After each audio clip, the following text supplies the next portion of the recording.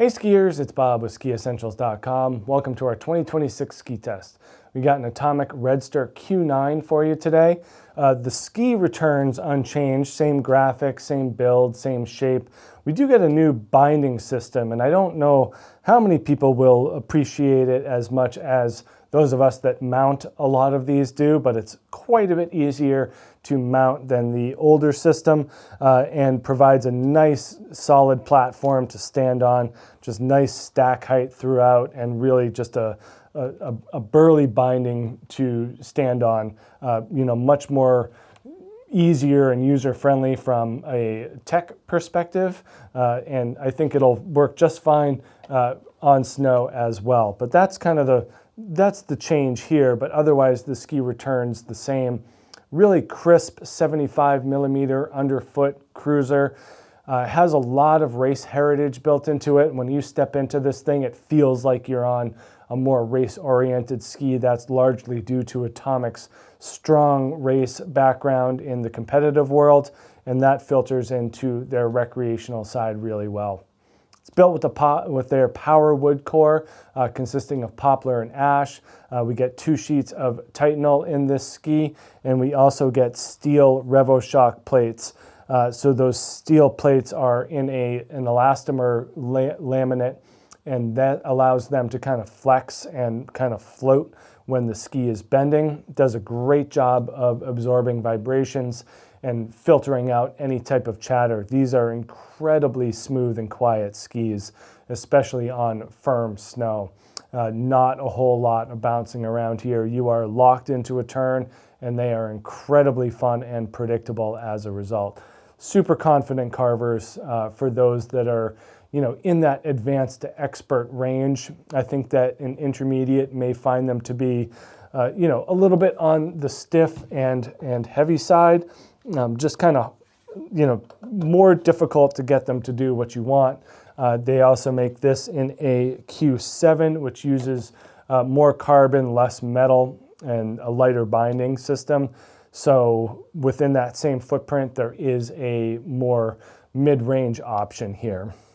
This is the 168 ski and binding on the scale here at 3,094 grams. Just for comparison, I had the Redster G9, a more race-oriented ski up here just a minute ago, and it was about 500 grams heavier per ski. So this is kind of hitting in that mid-range of between light and heavy.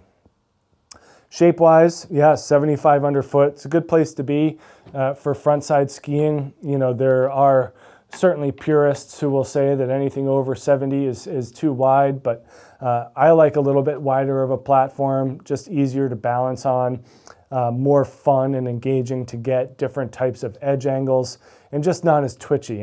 Anytime you're getting into more of a race-specific shape, it's just harder to manage overall. So having something in the mid-70s is more helpful for more skiers.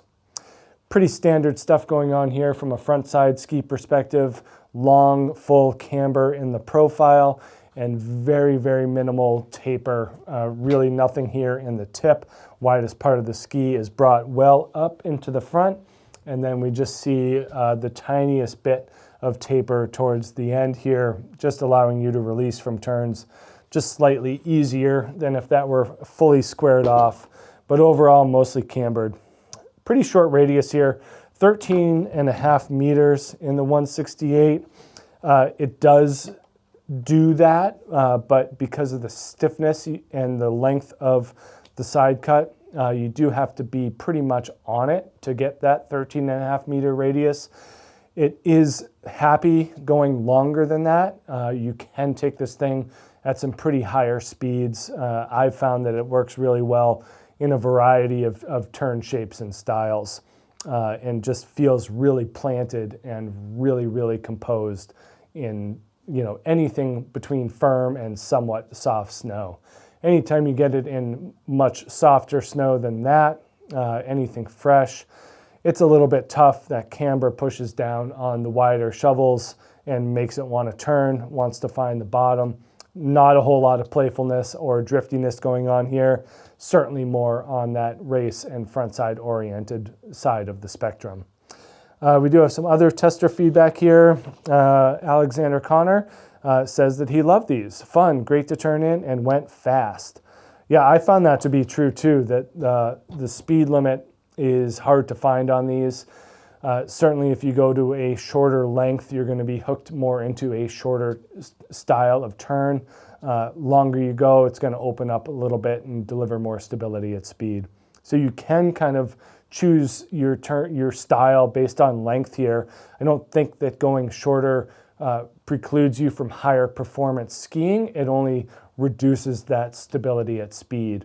Whereas if you go longer, you're opening up that speed limit, but you're also reducing your ability to make shorter carves, more slalom-like carves, like this 168 would do for someone like me. But yeah, overall, advanced, expert, former racer, those are the skiers that are going to get the most out of this. It's just a little bit much for an intermediate looking to progress, although you know, if you are athletic and you're looking to hold on to a set of skis for a few years and you're interested in progressing and developing more skills, it's not going to be terribly overbearing, but more at home on the feet of advanced and expert level skiers. But that's it. That is the Atomic Redster Q9. Make sure to check this thing out here at SkiEssentials.com, and we will see you out there on the hill. Bye.